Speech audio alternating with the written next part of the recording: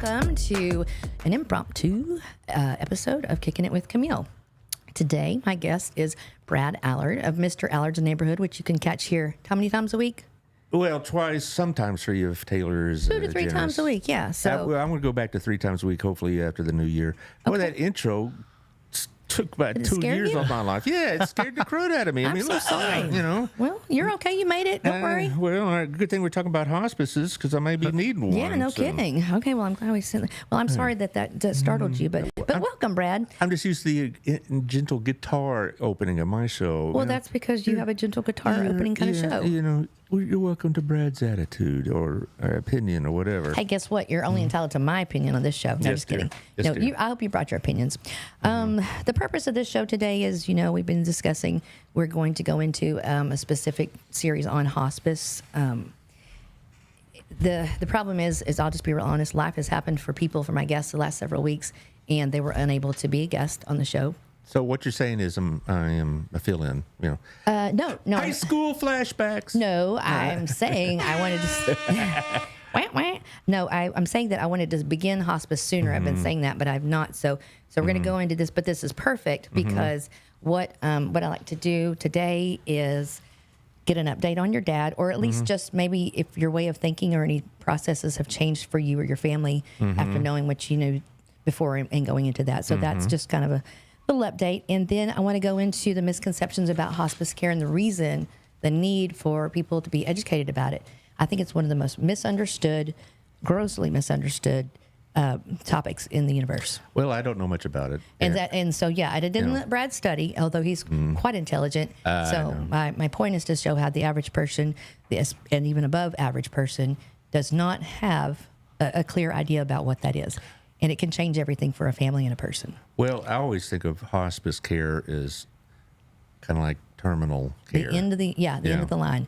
Like, how long do we have? Right. Yeah, and I think that's probably most people's idea. So, but before we get into that, or before we do, let's get into it. Let's talk about your dad. How's he doing? Well, not that good. Sunday, Robin and I went over to my parents' house in Corsicana. My parents are moving to a smaller house in Corsicana. It's a little bit closer to my sister who lives there. Okay. And who's awesome. Yeah, which is it would have been very difficult to do any of this without her and her husband.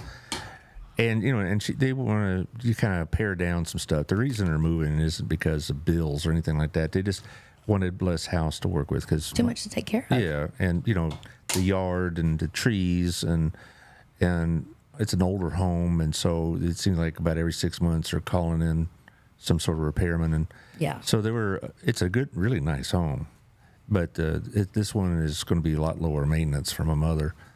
Anyway, we go over there because they're trying to pare down, and so she got all their like dishes and cookware and everything that she's trying to. That if we don't take it, they're going to sell it. Okay. All right. So we picked up like a serving dish and my mom gave us a little tea trolley and that kind of thing. Yeah. Just odds and ends. Okay. The big furniture that they don't take with them, they're going to put part of the estate sale. Okay. I'm a great estate sale person if you need one, by the way. Well, they've already had set it up. Okay, gotcha. They have time and dates, the whole thing. Yeah, that's a big deal. Anyway, you asked about my dad, though. Yes, I did. Here's an example what my brother-in-law and I were going through. We got there about noon, and they had the ball game on. And Dad was asking who's playing. Okay, we told him. And then 10 minutes later, same thing. And 10 minutes later, same thing. And then he'd ask, if there's another game on after this. And, we'd say, yeah, there's, Chiefs and 49ers, we think, something like that. And he would ask that question about at least 3 times an hour. Yeah. And he was asking about, like, his grandchildren, but he remembered their situation from, like, 2 or 3 years ago. Okay. Like, he was asking about... So they're kind of frozen in time to him? Something like that, yeah. And, like, my niece is staying with my sister after living some time in England, and she's over at my parents' house a lot, helping them with stuff. Yeah. And she was there like Saturday, but my dad was asking my sister when's she coming back from England, kind of thing. Yeah. And so is that a new thing that he's asking the repetitive questions continuously? It's they're more frequently repetitive. All right, yeah, because if he'd had asked like at noon who's playing, and then 3 o'clock who's playing, or if he asked about the second game once or twice during a 3-hour period, that's not really a big deal. But it was like just repetitive. Yeah, and within a short time period, probably. Yeah, And so that's just it's just part of it. He's 86 now, and my mom is 82, and she's just at the end of her rope. Yeah, because that's her day. Well, it takes every bit of patience you have, every and by the empathy. evening, by the end of the day, she's pretty fried. Yeah, and she pretty much spends all the day with him, and then your granddaughter or her granddaughter and my niece, your niece would and be her granddaughter. Yes. Okay. My niece and my sister will sometimes come over and take Dad for a hamburger, or take Mom out of the house, and my brother-in-law will stick around. Now, the thing is, my dad is not, he's not capable of being left alone. Right. All right. It's not like that. It just, Mom needs breaks. Yeah, absolutely. The caregiver, we talked about that a little bit last week. It's really a lot. Well, I'm just kind of feeling badly for my mother, because she's having to make all these major decisions about moving and whatever else. Yeah. And Dad was not on board with it. Yeah. But he wasn't doing what he'd been doing for all that time. They've been living there about 25 years, and he did all the artwork, and he did a lot of the landscaping, and he did a lot of this, that, and the other, and he took care of all the financial end of the house and whatever else. And Mom's having to do all of that now. Yeah. And I think a lot of the reason why they moved is because she just got tired of having to deal with lawn guys and tree guys and well, and think about it, it's hard when you've done everything independently or without any help for so long, and now you can't. And I think if we shift our focus to that when in the middle of that situation, we can empathize and be like, all these things I'm doing, what if they took the ability to write my own checks or buy my own groceries? I mean, just little things will add up, and it feels pretty terrible to them. So well, they've taken away those abilities from my dad in a sense, and it's almost like he doesn't even miss it. Well, and he may not. I mean, this is his new reality, and so he's working into that too. As far as his physical health, I mean, he is 86, of course, but he doesn't have any chronic condition. He doesn't have some long-term condition or illness of any kind. So it may be cholesterol. That's a family tradition, but we're not. I'm talking about tradition. Yeah, but he doesn't have like cancer or any debilitating. He's just aging with what he's aging the way we age. We're all going to age, and some do it better than others. We just all do it differently. So.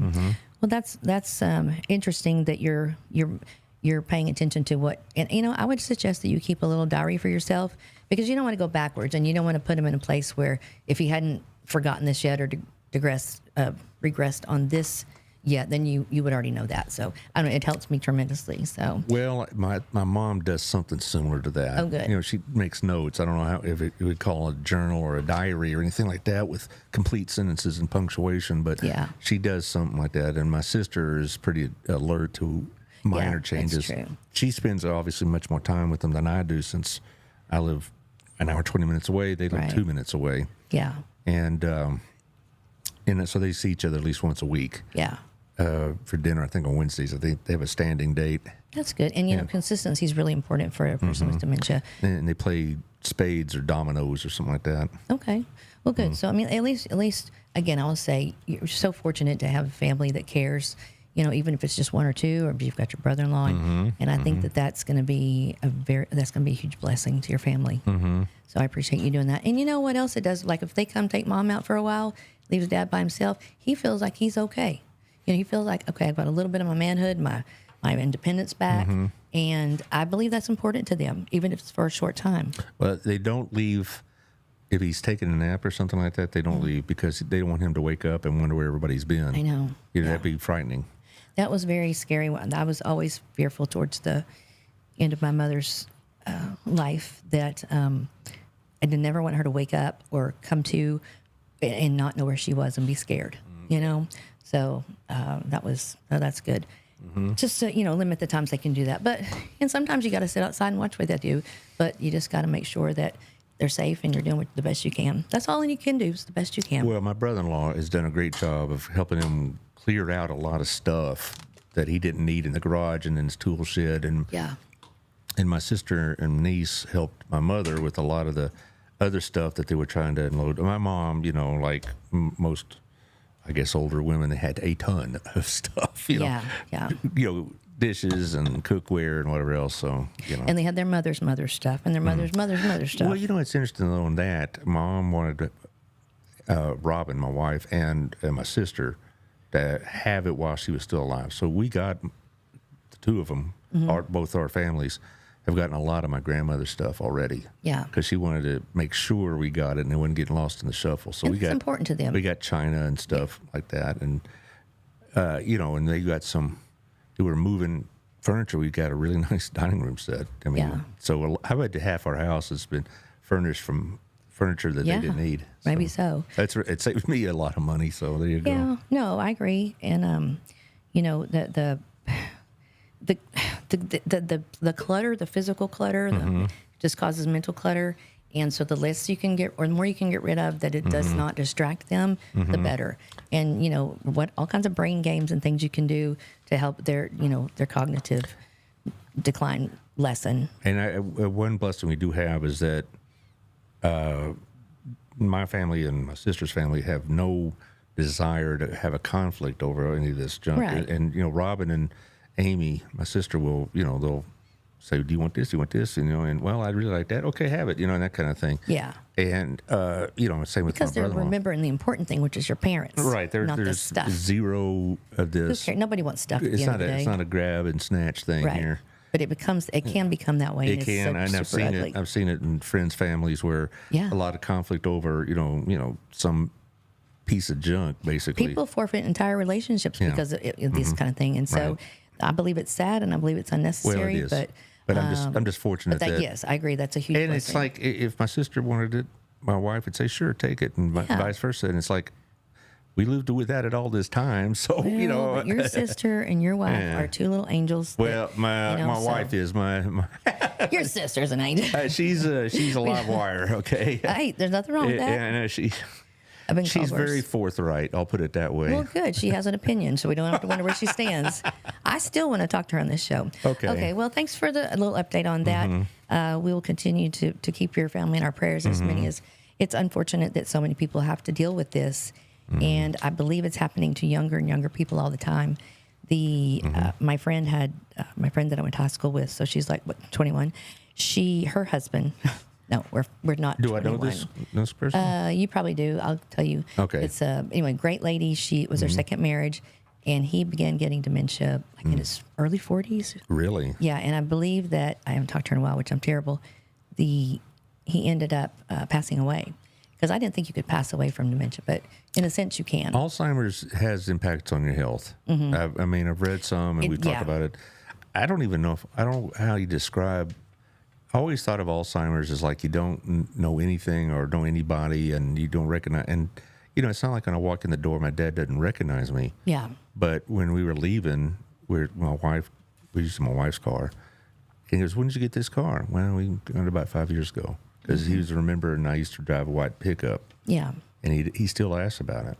Well, and I wouldn't get hung up on because I thought that in the beginning. I'm like, are we dementia? Are we Alzheimer's? It didn't really matter, does it? It doesn't matter, but I think initially, this is what importance of going over hospice too, is the misconceptions of that. I'm thinking if it's Alzheimer's, then we're going to forget things from way before and remember, or vice versa. If it's a dementia, so I really tried to put a lot of stock in that, but it doesn't matter. It's the same impact. And they group them together anyway on records and that kind of thing. So either way, whatever your situation is, you just have to tailor it to what your family needs and what's best. So, all right, so we're going to get into, but we want to continue to follow that story. Is there any advice that you can offer to anyone who's maybe dealing with this in your situation right now, because you're in a tough spot? The only thing I could think of off the top of my head is that when your dad, like my dad, is asking me every 15 minutes, is there a game on after this one? Don't get, you just try to say, oh, yeah, sure. Just answer it as Act like if you've never heard it before. Right, answer it as if it's the first time he's asked it. Yeah. But see, the reason my mom maybe get a little fried, that for me, it's 3 hours on a Sunday afternoon. Yeah. For her, it's all day. It's all day, every day. Every day, all day. And so by 5 o'clock, she's had enough. It is. And, I spent many, many hours a day with my mom. And I would tell you, I mean, we joke about it, and I'm not joking because I'm insensitive. I'm joking for survival. She would probably ask if you wanted a Coke maybe 7 or 8 times. And you could be holding a Coke. She could already give you one. And so finally, I just learned, she wants to give me a Coke. I'll take a Coke, and I'll take it home, and I'll put it in my car for when she goes somewhere with me. You know, you just adapt and just meet them where they're at, whether it's rational or not. And I think that's the kindest thing you can do. But I know occasionally Mom would ask me, "You want a Coke? Do you want a Coke? Do you want a Coke?" And then about the 5th or 6th time, she'd say, "I already asked you that, didn't I?" And I'm like, I don't remember. Or if you did, I'll answer again. Yeah. You know, and so just be kind. Just it's put not yourself in going their to help shoes. getting all worked up and upset and No. angry with the person because they can't help it for They one thing. can't. Yeah. And it hurts them. They're already. I think these people that have dementia, like my father, understand what they're going through. Sometimes they do. Well, I think Dad does. Yeah, He people- knows that he's forgetful. Yeah. And he knows that he should have known that my niece had returned from England, or my son is now, he's not in St. Louis anymore, and that kind of thing. Yeah. And he said, "Oh, yeah, I should have known that." And he already feels bad enough. Yeah. So there's no point in piling on. There's not. And sometimes, you know, when there's a different set of symptoms that go along with that, there's seizures, falls, all these things, that's going to affect the progression of it as well. And that may be caused when they have a different shift in their questioning or their existence, you know. Or, hey, let's go to the, bowling when we just got back from bowling. Okay, let's go go again. Just go again. Seriously, what's it going to hurt? This is not forever. And our parents did all this for us. I just believe if you have the opportunity, it will change your life as well as the person who you're caring for. But, okay, I said we'd be short today, so let's go into this. So thank you for that update, and we're going to keep following you on that one. And so we're curious as to what, the roles or the actions that you take to make things better. So here's the problem, or here's the solution. Saying what you just said, what I didn't know that I wish I'd have known is that if a person is on hospice care, which we'll get into later, you or the caretaker has a week off a month in a place where your person is really well taken care of, that would have changed everything. I always consider hospice to be a 24/7 kind of situation, isn't it? I do. Well, we're going to get into exactly that, the specifics. So you already kind of said what your overall opinion. If someone says, "Oh, I'm going to have to put my cat in hospice," you're thinking, "Oh, your cat's about to die. This is about to be over," right? I'm thinking that. It's weird to put a cat in hospice. I'm thinking about friends my age who've had parents with cancer, and they put them in hospice, and it was like the final station. Okay. I mean, it's more final than not, but the thing about that is that they have to qualify for hospice for one thing. You can't just say, "Hey, I'm going to put this person away so I don't have to deal with them." We're going to get into that. So I'm going to get real specific. Number one myth is hospice is only for the dying. Okay, so with that, what would you say about that? That's kind of what I always thought of hospice as a place where if you're Because the death wish. terminal stages of cancer or whatever disease is taking Like call you. everybody in. Does that chance talk to grandma? Yeah, and because I've been called to a hospice once Yeah. or twice in my years, and Okay. one time, unfortunately, was for a former student who was only in her early 20s. Oh, wow. Yeah, that was rough. And she Imagine. died of cancer. That was rough. And Okay. to see somebody that 5 years, 6 years prior was a senior in your class. Right. Not your favorite senior, but Well, A senior nonetheless. well, with you, that position's been permanently retired. okay, all right. But no, she was a really sweet young woman and married another former student and all that. But my point is that when I think of hospice, I'm just thinking about friends in my church or family members that, well, they're past the point where they're going to get better. And then so they put them in hospice so their last days are More comfortable. and well taken care of. Okay. All right, so let's expand on that. So hospice is only for the dying. And we're all dying, so it's for everyone. That is true. However, you saw your experience with hospice was probably not the best. I mean, here's a person that you admire and a peer of yours, a counselor or friend, and they're 20-something. They shouldn't be dying, first of all. No, well, when this young lady died, I was in my 40s. Right? Okay. And Well, it's very young. Right, she was young. She's too young, as what we think about as a society. Too young to die from cancer. Much too young, yes. Okay, so that was a shock. And then they said hospice, and it was a matter of days. Yeah. Okay, and I think that that's the typical scenario people think of. I could be wrong, and if we have any comments, I would love for you to tell me your opinions on this, because the next shows with the hospice will have the nurses, I think the nurse practitioner nurse, and then a couple of others, and really get into this, because I believe it would have changed a lot of things for me, and that's really all I have to go on. So hospice is not only for the dying, and in general, this is what I learned. Hospice care is for the individual with a terminal illness who have a prognosis of 6 months or less if the disease follows its usual course.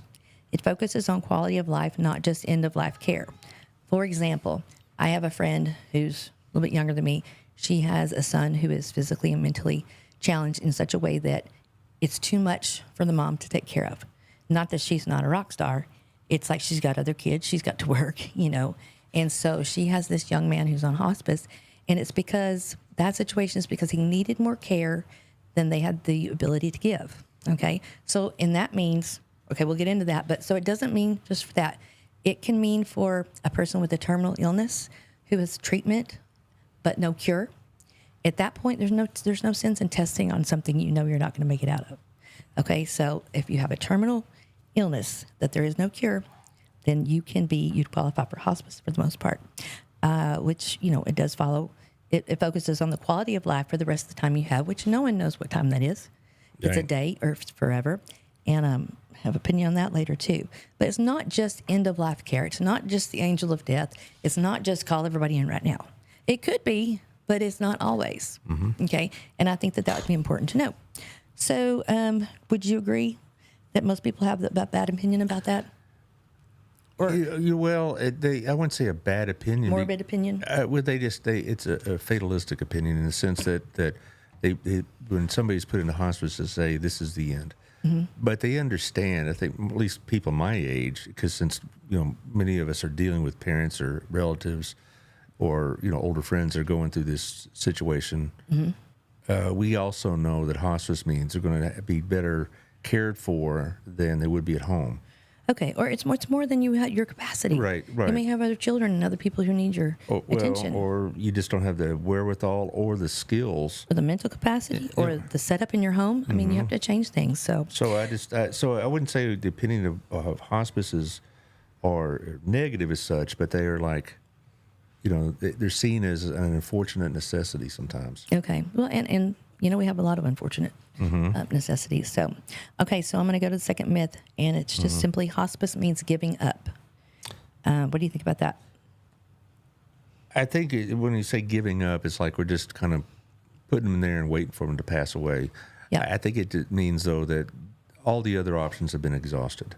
Okay. Living at home, living with the family, living by themselves, certainly, that's no longer an option. Yeah. So when you say giving up, I don't know if it's so much giving up like their life. Or it's like you're throwing your hands up. Where it's like we have done all the other options, and hospice is the last resort, almost. Yeah, we've done all we know to do, so here, let's call the angel of death. Well, or just put that person in a facility that if something happens at 2 a.m., they're going to have care, whereas... One would think, but we're going to get into that too. Okay, well, let's One would think. anyway. Yeah, but you'd want them to have care 24/7. Right. And it can't be by you full time. professionals. Yeah, exactly. Right. Okay, so I wouldn't say giving up is the way I'd look at it. It's like, okay, you're going to die, so let's just get this over with. No, I mean like...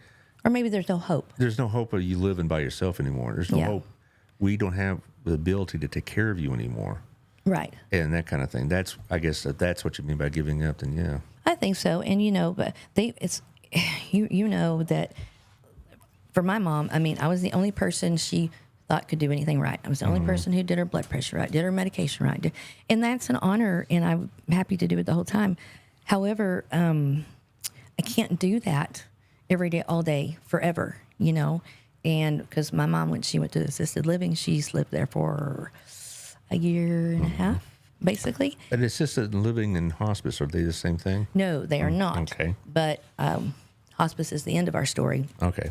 And the main thing is, I just want people to think about it this week before we have the experts coming on, and you can talk to them. And by the way, if you're watching today, if you will comment where you're watching from, and if you have any specific questions, we'll be doing this 6-week series beginning next Thursday on the hospice care. So anyway, so basically, choosing hospice care doesn't mean giving up. It's about choosing comfort and support for patients and their families.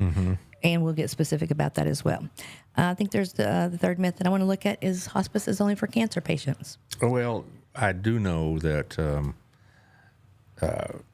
one of the examples I'm thinking about is he had congenital heart failure. Okay, so an incurable disease. Yeah, it wasn't going to get better. Yeah, And it was declining rapidly. then he would be a good candidate for that. But we'll talk about again. Well, Those, that's what happened with him. okay, so that falls into that whole incurable disease category. Yeah, right. Okay, so hospice can serve patients with various terminal illnesses, including heart disease, lung disease, dementia, and more.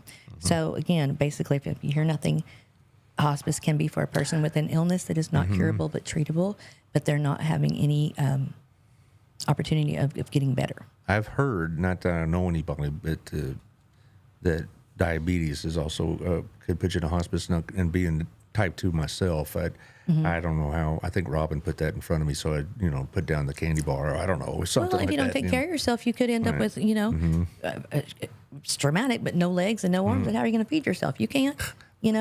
If I ever got to that point, just smother me and get it over with. Hey, that's what I say. I was like, I got two people that are supposed to smother me with a pillow. I'm just looking, but no, and you know what? And that's we're going to talk about that. Well, you get to choose so many things for yourself if you do it in a manner of good mind and sense or whatever. Well, I did have a friend that was not taking care of his diabetes, and he died in the hospital. But his now widow was told if he recovers, he's going to go to hospice. And because he was never going to recover. Are they still going to give him dialysis? This is about this was 10 years ago. But they were doing dialysis as best they could, but he had so racked up his organs that it really was kind of not having much of effect. So he was heading towards that. So I know diabetes can put you in a hospice. Yeah. And I do believe that God and that person probably knows when they're ready more than anyone. Yeah. So, but that's another story. Well, no, it's true, but he just didn't take care of himself. It doesn't mean, right. They say it's God's timing, but when you're diabetic and you're not doing anything about it, you're playing, God gives us free choice to make our own opinions and our own choices. Well, that's also another show. Okay. Of which I'd be happy to do at any time. Okay. And you are in the right place. Okay. That was pretty good. Yeah, okay. Okay, so again, that kind of deals with cancer patients, the terminal illness, an incurable disease, that there's no sense in putting that person through more testing, more evaluations, more traveling, more because you already know that is not going to be curable. So let's make that the best time we have. I think that's an ideal situation if you have to consider hospice. So again, terminal illnesses, lung disease, dementia, and even more. Now, fourth myth, hospice care is only provided in a facility. Well, would you agree? No, I know you can do it at home, but it's only in certain types of situations. Okay. So I knew that was, for some people, in fact, they were in hospice, and they said, I'd rather die in my own bed kind of thing. And they spent anywhere from a week or 2 weeks, and they were still getting treatment of sorts, but no, I do know if you have the wherewithal, you can get home hospice care. Yeah. But it's very expensive from what I understand. Nope. That's great news. Yeah. Medicare pays for hospice 100%. Any situation, in home, out of home. Please don't, if you don't hear anything I say, don't go without what you need because Medicare covers all the costs for hospice care. 100%. Really? I thought there were certain limitations on that. No, if you have Medicare, that covers 100% of your hospice care. And then there's also state-funded hospice care. But I'm really glad. See, I'm glad you didn't know that because that's really valuable information. No, I thought it was, financially debilitating, to say the least, for some people to have home health care. Yeah. Well, we'll talk about home health care too another time. And again, this is only based on my experience, and it's firsthand, all documented, and it's ready to go. So, yeah. But what was I going to say about Medicare this? doesn't take care of like assisted living, does it? That's what I'm thinking, maybe. Somewhat, but not really one that you're going to. Hospice is hospice. Right. That's. I would say there's better hospice. We had a strangely decent, more than anybody of their medical care in the last recent, and did an excellent job with their job. They're not the ones that put us there, so you have to remember that. Well, I just know that my mom wasn't really that interested in assisted living, and my dad, was dead set against it. Yeah. But part of it also, there was the expense. No. Yeah. That's where the long-term care comes in. Yeah, right. And as far as the Medicare portion of it, there are facilities that take Medicare, but they're not the best facilities in many cases. Yeah, well, and they could go to assisted living, and with their Medicare could pay for in-home hospice care if he needed that, or it could pay for a facility hospice care. So either way, if they have Medicare, they're covered for that hospice. Well, who costs doesn't them have nothing. Medicare when you turn 65? Exactly. You That's know. my point, is that people don't know, and so we want to make them know. We want them to know so that it's better for your whole entire family. No, we'll be getting Medicare about 3 years, my wife and I, and I don't know if we're looking forward to it, but I have a great lady she's wonderful. She was actually my guest not too long ago, and she's going to come on again, but she's very well versed in that. And her reason for getting into that industry was very heartwarming. So anyway, she really does care about it. So y'all need to talk to her. Okay, so hospice care is provided only in a facility. Obviously not true. Hospice can come into your home. Most hospice companies do both. Okay, they'll go in, they'll stay with you and live with you or the person, or they'll check on you one day a week, because some weeks are good and some weeks are bad, right? I think you've seen that with your dad. oh yeah. And it's really tough on the caretaker, because when your mom goes to the grocery store and she's like, "Oh, hi, no, how you doing? Oh, I'm gonna get some carrots, and we're gonna do this. I'm gonna make a roast." And then that's about 5 minutes, and then she walks out and she says, "Oh, where's?" Well, anyway, I don't want to sound mean to her, but it would change so quickly. My mom. That's not my mom's problem. That's my dad. Be my dad. That'd be your mom's problem. My mom isn't as forgetful, not nearly as much. Yeah. But she's more physically. She has some issues. Well, they put on that little show, that show timing for other people, because they don't want to be defective, And then once they're able to survive that 3 to 5 minute situation, then they go back and, who was that again? What were they saying about? Right. So they want to put on that show. It's called show timing. It was that gave me a lot of peace when I understood about that. So okay, so it doesn't have to be in a facility. It can be in your home. It can be 1 time a week. It can be 7 times a week. And here's what I found with our experience: most hospice companies would bring in. For a regular visit, you would have a nurse practitioner once a week or however many times a week who would come and take care of your prescriptions. You didn't have to leave, because that's another controversy. Do we get the person out of the facility, or do we keep them where they are? More confused, less confused, still up for debate. So they can come to your house, and they can come one day, and if we're having a great week, unless you need medicine or you're whatever, if you're having any problems, they don't have to come back. Well, let's say they have a fall. Let's say they get a little hospitalization. They're a little weak.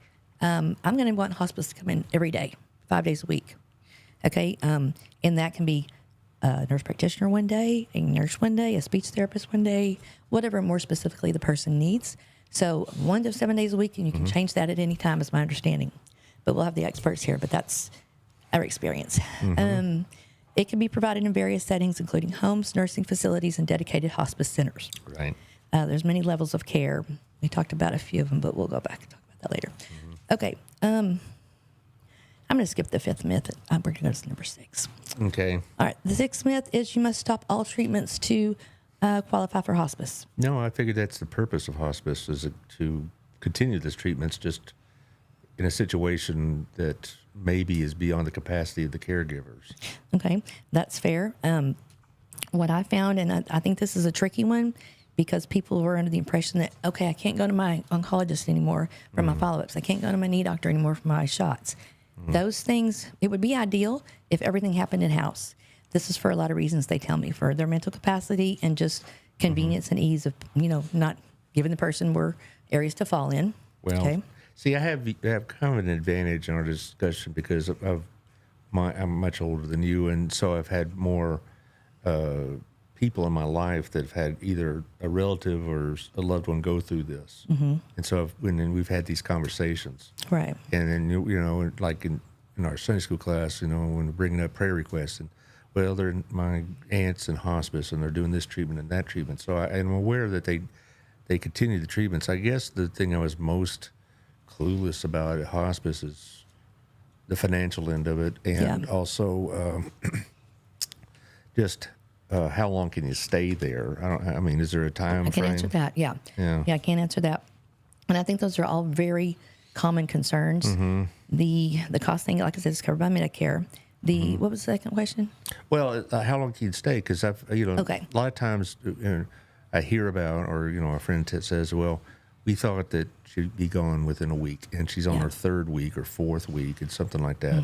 So the idea that you're just planting them in a place that you're waiting for them to die really isn't true at all. It's really not true at all. And that's your mindset. And I'm hoping that people's mindsets can change. So regarding the no treatment or the stopping all treatments to qualify for hospice, it's my understanding, and this is what we're going to go over more next week, is that so if I have high blood pressure and I have high blood pressure, that medicine that works, and I don't need more testing, but I just need to keep taking that, you can do that. If I take a water pill, if I take cholesterol pill, I can take what I've been taking. I can take my average medicines. And that's one of the harder things about my mom and dad situations. My dad takes some pills. Not a lot, really. Not as many as one might think at his age. But he always forgets if he's taking them or not. And so my mom has to keep up with it. Yes, she does until she loses her mind. Because well, and also another thing is about hospice is that I don't know of any story where somebody went to a hospice and got better and then continued living a somewhat normal life. Well, that's what I'm here to debunk, all those things. Okay. And I'm glad that you're sharing this with me because, I didn't know. And I was just wondering, am I the only one in the world that didn't know the benefits of hospice? Well, I think the benefit is, from what I've seen, it provides a place for your loved one to have maybe some pain management if that's a problem. That's part of it. And also, a comfortable place where they can, well, you can spend go to the Lord in a nice, in a way that you're surrounded by people, hopefully, that love you and all this other stuff, as opposed to just, dying alone in the hospital or something like that. That's right. But I think a lot of people need, if they're of any sound mind and they have a desire to for their life, then that needs to be respected as well. Well, I mean, again, every instance that I know of somebody going to hospice, either passed away there or passed away in their house in their own bed after being said, well, you got about a week. So, well, I'd rather do it at home than here. Be surrounded by something familiar or whatnot. But it's like, it's not a hospital where hopefully you get, either cured or you get repaired or whatever you want to call it, and you can go back to somewhat normal life. Yeah. If you're at this point, this is your life. Well, and it's very typical to go to a skilled nursing center and go back to your assisted living. That's so people do come back from it, and there's some miracle stories that I would love to. I'm begging one of our favorite nurses to come on and tell us that story, but she hasn't agreed yet. I have a lot of favorite nurses, but yeah, to really address that, you are able to continue what you've been doing forever. You continue what you're thinking, but if you didn't feel good or got dizzy, we're not going to keep going to the neurologist about your dizziness. If we really don't know and we've done what was reasonable, then I'm going to quit going to see that doctor. I'm going to take what I take that makes me normal, average, status, whatever, a common, where are my words? I was doing better all of a sudden, and now I'm like, word? It's okay. Well, a common day, typical day for you with what the medicines you take and your activities should be pretty much the same. But we're not going to go out and check for that you might have skin cancer on your cheek. We're not going to go explore all that. You can, but you don't go to the doctor anymore. The nurse practitioner comes in and she runs all your stuff. Now, that was where it got really confusing and twisting for us because, I'm thinking, well, I'm not sure because we had a lot of things going on that I'm ready to quit exploring different things. But then I thought, I need to ask my mom if but she was telling me, I'm tired. I don't want to go to any more doctors. I'm done. I mean, what are we going to do about it anyway? So listen to your people because they will have good ideas about their own life. So that for me was confusing. But every hospice place will interview them, check them out, and ask all the questions because that was a misconception. You can't say we fall and I demand take her to the emergency room. If that's her choice. Or the nurse practitioner shows right up, whatever time of day or night, checks her out. If she can't take care of it with what she has, then we'll go to the hospital. But the deal is Medicare just doesn't want you coming off and on of hospice because it's confusing. So, but you can still go to the hospital. They just kind of frown upon it. I'm sorry, if it's your mom or your dad, they can frown all they want to. Yeah, I'm going to do what I'm going to do. So, right. So they can't take it away from you. Good luck telling my mother. I'm sorry. That's good luck. Or my wife. You think Robin is all sweet voiced and I know Robin. She could bring it when she's on the scrap. She's a rock star. Well, that's a mom thing. Yeah. You'll have to do what you have to do. So just know that you can have your normal medication They're not going to take everything away from you. They're just not going to be adding new stuff, unless it's a temporary water pill or, you know what I'm saying. Right, I got you. Okay, so that's just a myth. They can continue some treatments. I'm just reading my notes, such as pain management or symptom control while receiving hospice care. Again, whoever's there with that person all the time, be prepared to play doctor. Be prepared to decide when a person needs morphine, to decide when that's tough. That's a whole nother mental thing. But you're going to be there, and they're going to educate you enough so until they get there, you're the one. Well, and also know these hospice locations, facilities, not all hospice facilities are the same. Some can provide a better level of care, one thing, but it's not like a one-size-fits-all kind of thing, from what I've understood. That's probably true, but I think most hospice nurses, what I'm finding, are a hand-chosen person by God to do that. Yeah, that's what. Well, I'm just saying that hospice is not just some generic place. I mean,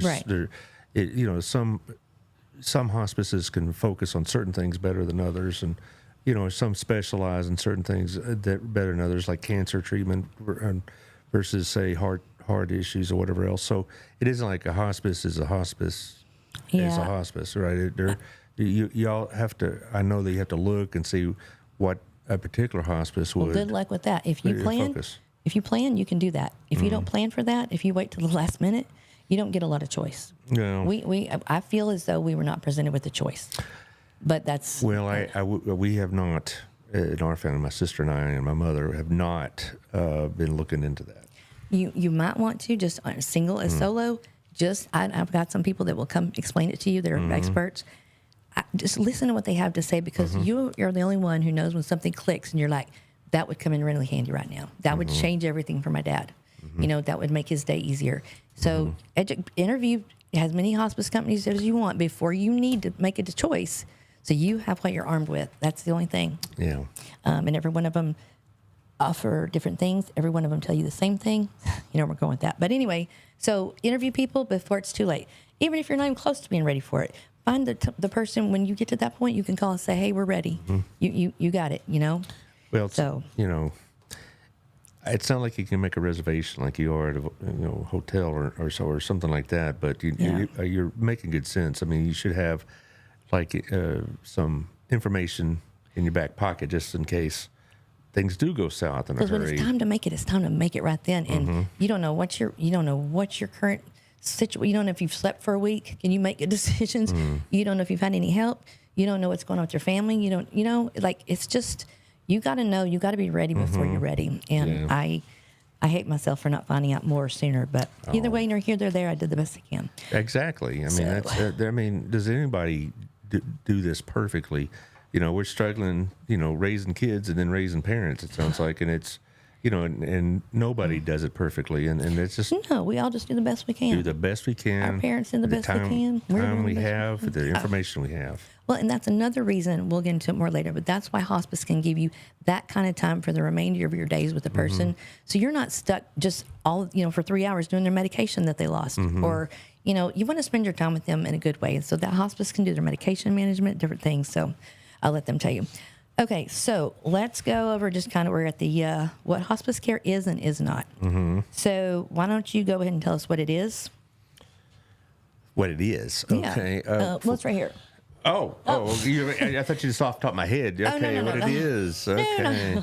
Okay, so what it is, it's a patient-centered care aimed at providing comfort, a team approach involving doctors, nurses, social workers, and volunteers, support for families and caregivers, including bereavement services. 100%. I do agree. Okay, let's tell you what it is not. It's not a place to die. It can happen at home or in a facility. It's not a one-size-fits-all solution, which you already said, Brad. Care plans are individualized care plans. Another thing that makes me want to jump off a cliff, but we'll get there. It is not a program limited to the final days of life. Patients can be enrolled for months. Now, patients can be enrolled in 6 months increments for up to 4 or 5 years. There are some people, if I know right now... 4 or 5 years, really. Well, yeah. If I meet the criteria and I need more help, I need someone to help me with my medicine, need someone to help me with my showers, whatever, you have all those rights as a person. So anyway, people can be on those. They're just reevaluated 6 months at a time. The hardest thing, I believe, is getting the doctor their primary care doctor to say, I believe this person has less than 6 months to live. They have to write that to qualify if they believe that's necessary. Yeah. And then at the end of 6 months, we're going, okay, let's reevaluate. How are we doing? What do we need to do? Add, take off, whatever.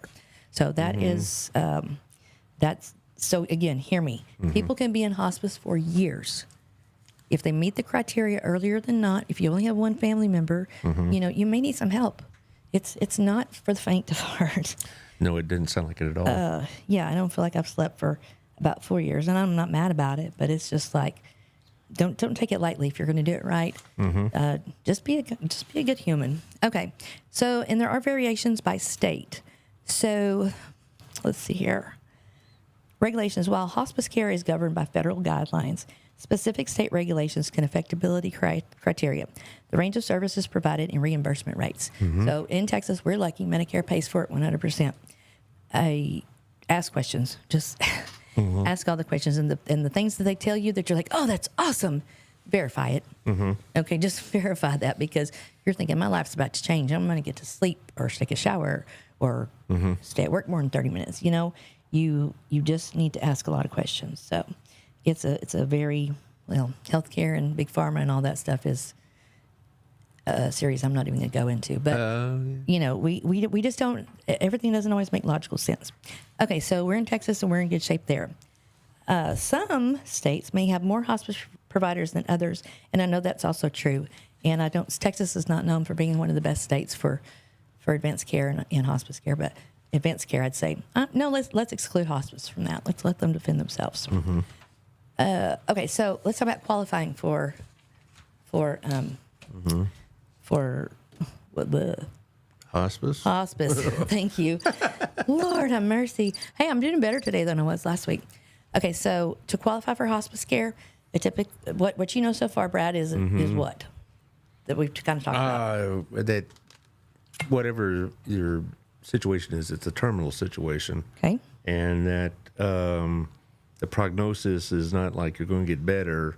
We're looking for in a hospice is a place where they could spend their last days as pain-free and comfortable as possible. Okay. Yeah, and so that's what I've always thought about it as a hospice. It was not. I never thought about it in negative terms, like it's just God's waiting room or something like that. But I always thought that's the final stop, and even if you do pass away at your home, it's because probably you requested that. And you and God have something going on. You know, that's not necessarily anyone's choice either. So, but I think they know when they're ready. A lot of times when they're very, very sick. Right. Yeah. I mean, I've again, being older, I've heard from my friends that their parents, when they were about to go, they're like, I'm ready. Yeah. I remember many years ago when my grandmother died rather suddenly in her sleep. My grandpa was like, I don't know what I'm doing here. And he died about 18 months later. Yeah. And I know how he died. He was in an assisted living facility and he had a heart attack. And I could only imagine his last thoughts were, I'm finally going home to see my bride. Yeah. Kind of thing. And then so it was, he was ready to go. Yeah. And I've often thought I'd rather go rather suddenly than linger on and on and on. And I'd rather, I don't want to live like the last 3 or 4 years like my great aunt did. She died at 103. But the last 3 years or so, she never got out of bed. She was just existing. Right. It's like her, everything else had died except her heart and lungs. And so, she never got out of bed. And it would just, that's not the way you want to go. No, you get fluid buildup and all kinds of other she was problems. completely oblivious to everything around her.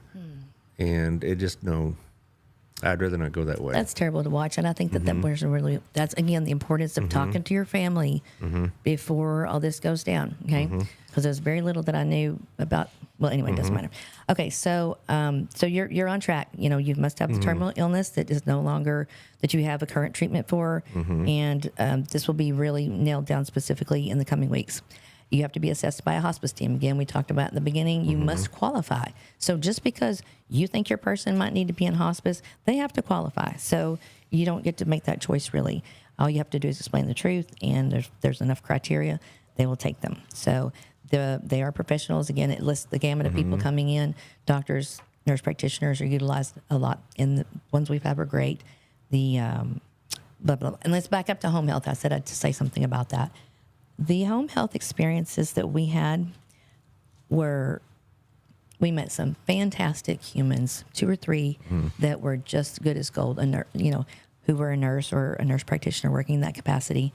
And they were, amazing. Then, but the problem is their companies as home health, they say, go check on this person, this person, this person. They call mom and she says, oh, no, I'm doing great. Yeah, I'm doing fine. No, I don't really need anything. Hangs up the phone and throws up or has a seizure or something. And they don't present themselves well. So the hospice comes by, take her blood pressure, doing okay. Anything changes? Okay, great, see ya. I do that every day with her. You know, so I don't have I'm hoping any home hospice wants to come on, or home health wants to come in here and talk about your position. That's fine, but that's experience. That's our experience, and I don't know, it was not good, except for the one home health nurse we had several sessions, because they'll reevaluate that every 6 weeks or so. Theresa, who's precious, is a home health nurse, and she did a little bit more than the average, I'd say. She did what she could do, and the last time she came in to evaluate mom, because the doctor ordered home health again, speech therapy, occupational therapy, all those things are important, okay? And she came in, she was talking to mom, she was answering the questions, and she said, I can't do this. I said, what do you mean you can't do this? You're the best. We love you. She loves you. And she said, I can't do this. You need more than we can bring. And I didn't understand that at the time, but I believed her because she'd always taken such good care of my mom. And then I was like, well, what's the next step? It's that palliative care, which is basically the exact same as hospice care. Right. And if we'd have taken her advice at that time, I feel like it would have been a lot easier on my mom. However, we did not. I got a lot of pushback. Because they went with the typical myths. Oh, she's going to die in less than 6 months. Who said that? Well, it wasn't the case because we don't listen. Well, who else was involved in this decision beside yourself? Well, I included my whole family, and Grace, of course. Grace and I we didn't do anything without being on the same page. Well, I could see bringing your daughter in, but... And I know she's only 20, but that's her favorite person in the world. Well, I understand. And so it was, we did it really, really intentionally, what we could. And so it was just me and Grace and my mom at her house, and then mostly at the assisted living. She had sisters that, did whatever their part was. And... Wait, what was the question? Well, I'm just saying, is this a decision that is like a group decision? I didn't have to include anyone because I was power of attorney. I was trying to do the right thing and include everyone because I wasn't thinking of everything. I wanted their input. Well, I got it because, if we come to this decision with my parents, I'm sure my sister and brother-in-law and Robin and I are going to have a long conversation. Yeah. Y'all need to talk about it beforehand. It is just do a fact finding. Well, we have talked about assisted living now. We haven't talked about hospice because... Again, they don't have the kind of health situation that would qualify for what we're talking about. Not right now, but maybe tomorrow, and then not for another 6 weeks. Well, now you got me on they the can idea to come and take it out. They can come to assisted living, and they do all the time. Hospice Care comes in there all the time. Well, this is going to take the SWAT team to get my dad into assisted living. So. Well, I thought so, but that's why it's my mission to present and find you every resource we have so that people can have a little bit better time. So, okay, so... And you can have a hospice care, you can have home health and hospice there. You can have those same cares at your home, at anywhere you are. So you're not limited. Just be where you get the most care that you need. All right. So again, or that you choose hospice care and you qualify, or that you meet the insurance requirements, which in Texas we're in a good position. So, and if not, you have time to get in a good position so that you're not don't have to sell their house and pay for their. You know what I'm saying? So right. There's just so many easier ways to do it if you just open your ears. Okie dokie. So if you're considering hospice for yourself or a loved one, it is important to consult with healthcare providers to navigate the specifics of care, options, and requirements in your state. Please look at the reviews. Talk to people who go to the places. Oh yeah, and don't just tell them you're coming because they put on a really great show when you show up. Yeah, it's as if you're the most important person in the world, and there's no place you'd rather your person be. So they're very good about that, and I won't say anyone in particular, But also, that's why I said that I really push the timing, because when it's time to make a choice, they put you in a position you have no choice except to make the choice they're telling you. And we got in that position twice, I would say, with hospice and with assisted living. So either way, there's so much more to this story. And I just, like I said, my goal is to help people be informed, be educated, and know what their choices are long before they need to make those choices. And I'm so glad for your family that you guys come together for the best interest. And that's rare, but that's beautiful. Well, it's a relief. yeah. Well, we don't have much family anyway, but it was just when I started when I started exploring the hospice was when that nurse, who I know cared about my mom, and was forfeiting her salary by not taking her on as a client, by telling me and then providing me the resources. She said, ask these people, ask the questions, interview everyone. You know, she said, but I would be doing, if I just come in here, take your blood pressure once a week and your temperature, I'm not doing you any good. You know, we need someone who's going to see her as a person. And so anyway, so next week we'll be starting at our new time, 5 o'clock. Oh, really? Okay. Yeah, we're going to start at 5. This is going to be the hospice specific series.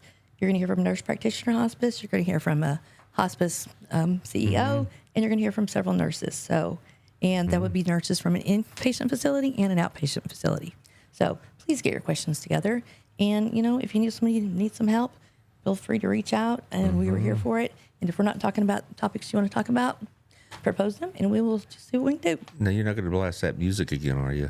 Can we go out with some like different music today? No, go ahead. It's your show. I'd like to change some Different music. Different music. I like a little Nora Jones. Nora Jones. Okay. Yeah. But Well, Copyright. yeah. Oh, So- yeah, copyright. Okay. These copyrights. Well, and thank you for everybody watching. I know we've been a little sporadic in our schedule lately, and honestly, like I said, life is happening. Some days Life is happening. I have some real trouble getting out of bed. Some days. I heard that. You heard that? No, I'm saying, I wake A up lot in the of us are morning getting thinking, there. like, do I really want to leave the Yeah. home today? Well, I got to. I got classes. I got this. I got that. And people counting on you. Now, when I have podcasts, I sprint over here if the trains will let me. So, And again, thank you for today, for sharing with us a little bit, because we do want to watch your journey. Okay. And if you have any advice for Brad, if you've been through this or the stages where he's at, please feel free to comment, and you can get this on YouTube and Facebook. you betcha. So anyway, see you next week at 5 o'clock. Bye-bye. Bye.